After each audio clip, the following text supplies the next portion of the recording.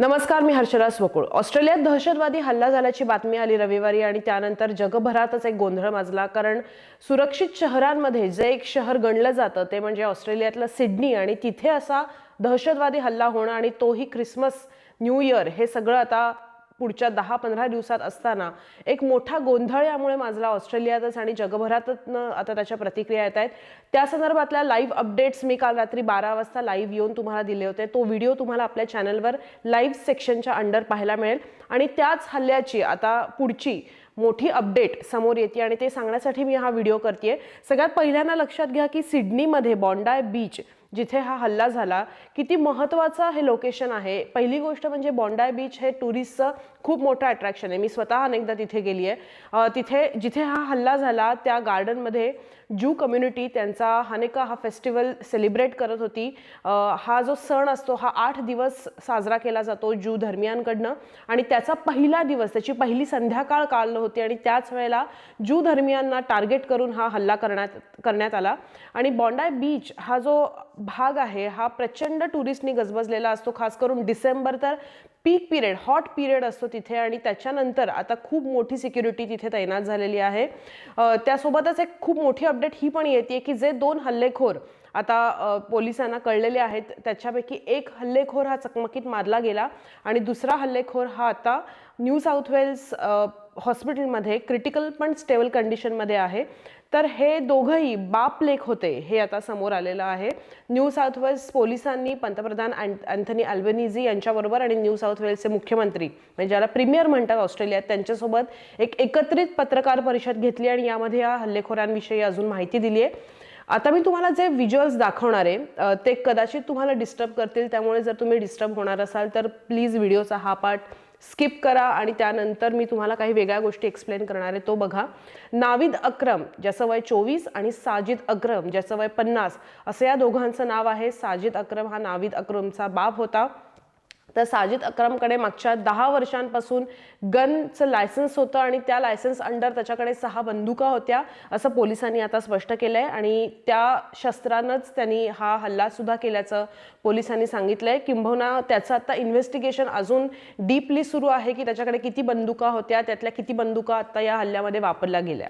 त्यासोबतच अजून एक महत्त्वाची मी तुम्हाला अपडेट या व्हिडिओमध्ये देणार आहे ती म्हणजे सिडनी मॉर्निंग हेरॉल्डची एक बातमी आली आहे ज्याच्यामध्ये साजिद अक्रम हा फळ विक्रेता होता, त्याचं दुकान होतं आणि आता त्याच्या घरून काय रिॲक्शन येते ही बातमी सुद्धा तुम्हाला याच्यामध्ये देणार आहे। आणि त्यासोबतच ABC म्हणजे ऑस्ट्रेलियन ब्रॉडकास्ट कॉर्पोरेशन या मीडिया थ्रू अजून एक बातमी येते जी अजून पोलिसांनी पूर्ण कन्फर्म केली नाहीये पण ABCनी ही त्यांच्या न्यूजमध्ये सांगितलेली आहे ती म्हणजे हा जो नाविद अक्रम होता हा पोलिसांना नवा नव्हता, कारण 6 वर्षांपूर्वी त्याची एका वेगळ्या कारणासाठी चौकशी झाली होती असं या बातमीत म्हणलंय। ही चौकशी कोणी केली होती तर ऑस्ट्रेलियातली जी देशांतर्गत गुप्तचर संस्था आहे ASIO त्यांनी ही चौकशी केली होती। कशाबद्दल केली होती तर सिडनीमध्ये इस्लामिक स्टेट गट म्हणजे ISचा दहशतवादी सेल जो आहे त्याच्याशी जवळचा संबंध कुठेतरी आहे असं पोलिसांना त्यावेळेला वाटत होतं या नाविद अक्रमचा आणि त्या संदर्भातली चौकशी ऑलरेडी पोलिसांनी या मुलाची केलेली होती असं या ABCनं त्यांच्या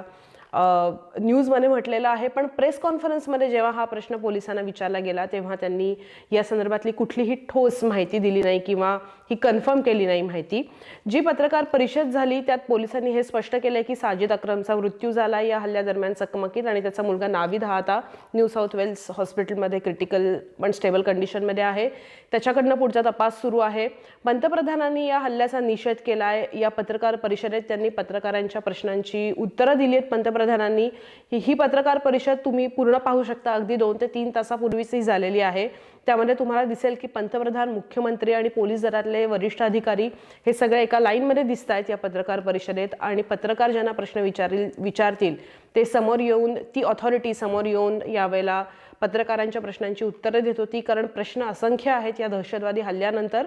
आणि यावेळेला पोलिसांनी हे स्पष्ट केलंय की ऑपरेशन शेल्टर जे आधीपासून सुरू होतं पण ते आता मोठ्या बेसवर सुरू करण्यात आलंय।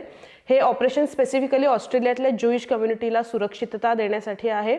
या ऑपरेशन अंडर ज्यूंच्या धार्मिक स्थळांच्या बाहेर मॅक्सिमम पोलीस सिक्युरिटी पोलिसांची सुरक्षा ही देण्यात येणार आहे। प्रिव्हेंट आणि रिस्पॉन्ड म्हणजे हे थांबवायचं पण जर काही गोष्टी घडल्या तर त्याला प्रतिक्रिया पण द्यायची, त्याला रिस्पॉन्ड पण करायचं, अशा दोन्ही बाजूंनी ही पोलिसांकडनं सुरक्षितता ज्यू धर्मियांसाठी असणार आहे.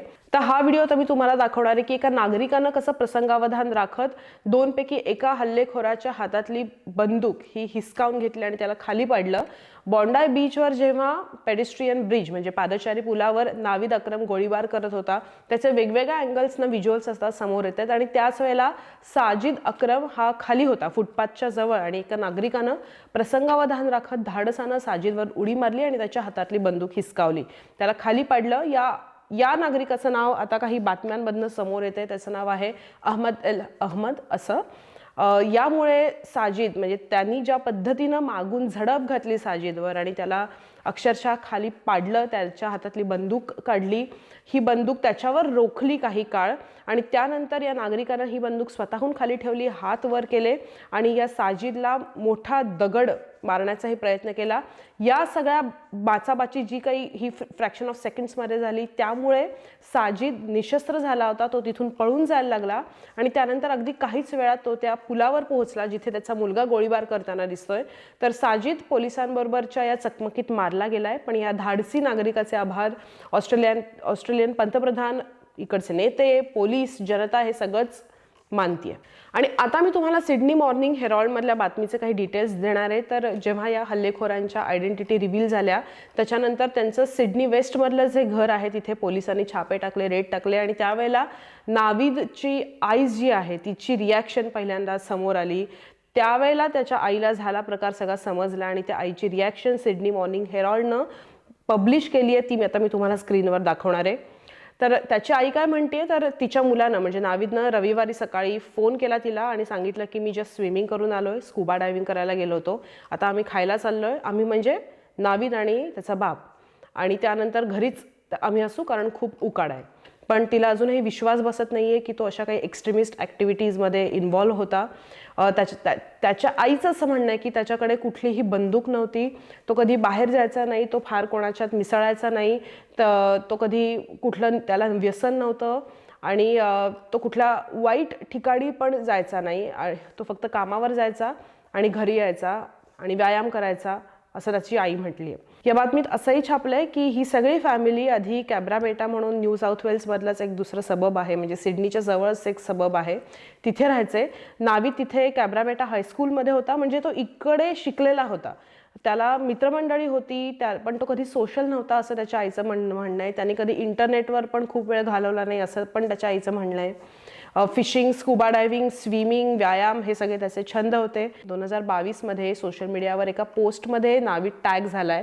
ही पोस्ट आता डिलीट झाली आहे, पण ही पोस्ट होती ती अल मुराद इन्स्टिट्यूटची, जिथे नाविदनं कुराणचं आणि अरेबिक भाषेचं शिक्षण घेतलं. या सगळ्या वातावरणात ना आता जे मी मागच्या काही महिन्यांमध्ये अनुभवतीये इकडे की ओव्हरऑल तेढ खूप वाढलेला आहे, म्हणजे अँटीसेमिटिझम विषय आता ऑस्ट्रेलियात प्रचंड चर्चेला जातोय. या हल्ल्यानंतर गन कंट्रोल लॉज पण अजून स्ट्रिक्ट करावेत का, अजून कडक करावेत का हे कायदे, याबद्दल पण चर्चा होतीये. लक्षात घ्या 2023ला 7 ऑक्टोबरला जेव्हा हमासकडून इस्रायलवर हल्ला झाला आणि गाझा पट्ट्यात युद्धाला सुरुवात झाली, तेव्हापासून ऑस्ट्रेलियात त्याचे पडसाद उमटायला सुरुवात झाली आहे. जिथे जिथे ज्यू कम्युनिटी मोठ्या प्रमाणात आहे तिथे तिथे त्याच्या रिॲक्शन्स येत आहेतच. आणि 2023 पासून जेव्हापासून गाझा पट्टीमध्ये अस्वस्थता आणि युद्ध दिसायला लागलं, त्या सगळ्याचा मोठा परिणाम ऑस्ट्रेलियात सुद्धा दिसतो. डिसेंबर 2025 पर्यंत जेव्हा अशा बातम्या येतात की या गाझा पट्टीतली अस्वस्थता ही कॅटॅस्ट्रॉफिक लेवलला पोहोचली आहे. गाझा मिनिस्ट्री ऑफ हेल्थच्या रिपोर्टनुसार 7 ऑक्टोबर 2023 पासून आतापर्यंत सुरू असलेल्या युद्धात साधारण 70,000पेक्षा जास्त पॅलेस्टाईन्स मारले गेलेत. या गेलेल्यांमध्ये 70% जास्त महिला आणि मुलं आहेत. आणि या सगळ्याच युद्धाचे ऑस्ट्रेलियामध्ये पण सामाजिक आणि राजकीय परिणाम प्रचंड जाणवतात. मागच्या काही महिन्यात दोन्ही बाजूंकडनं प्रचंड प्रोटेस्ट होत आहेत. तुम्ही वारंवार या बातम्या ऐकतही असाल की अँटी इमिग्रेशन प्रोटेस्ट एकीकडे होतो, एकीकडे प्रो पॅलेस्टाईन प्रोटेस्ट होतो, एकीकडे ज्यू पण रस्त्यावर येतात.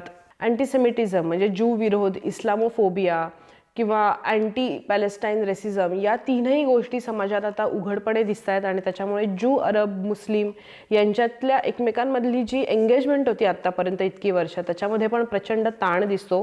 मागच्या काही महिन्यात गाझामधून, इस्रायलमधून, पॅलेस्टाईनमधून टेम्पररी विजावर खूप मोठ्या प्रमाणात ऑस्ट्रेलियामध्ये लोक आले आणि त्या सगळ्यांना साधारण $3 मिलियन पर्यंतचा इमर्जन्सी फायनान्शियल असिस्टन्स दिल्याची माहिती ऑस्ट्रेलियाच्या होम अफेअर्सनी म्हणजे गृह विभागाने दिलेली आहे. ऑस्ट्रेलिया हे इमिग्रेशन नेशन आहे, म्हणजे इथे प्रत्येक नॅशनॅलिटीचा नागरिक राहतो जो इव्हेंच्युअली इकडचा सिटिझन पण झालेला आहे, त्यामुळे त्याला ऑस्ट्रेलियन्सच म्हणणार.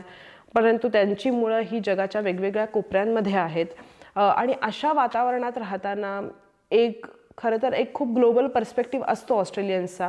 पण या हल्ल्यानंतर आता पुन्हा एकदा थोडं हे वातावरण गढूळ झालेलं आहे. ज्या वेळेला हा हल्ला झालेला आहे म्हणजे आता पुढच्या 10 दिवसात खूप मोठा नाताळचा उत्सव किंवा न्यू इयर सेलिब्रेशन, सिडनीमधलं तर न्यू इयरचे फायर क्रॅकर्स म्हणजे फटाके आपण बघतो, आपल्या इकडच्या न्यूज चॅनल्सवर पण ते दाखवले जातात.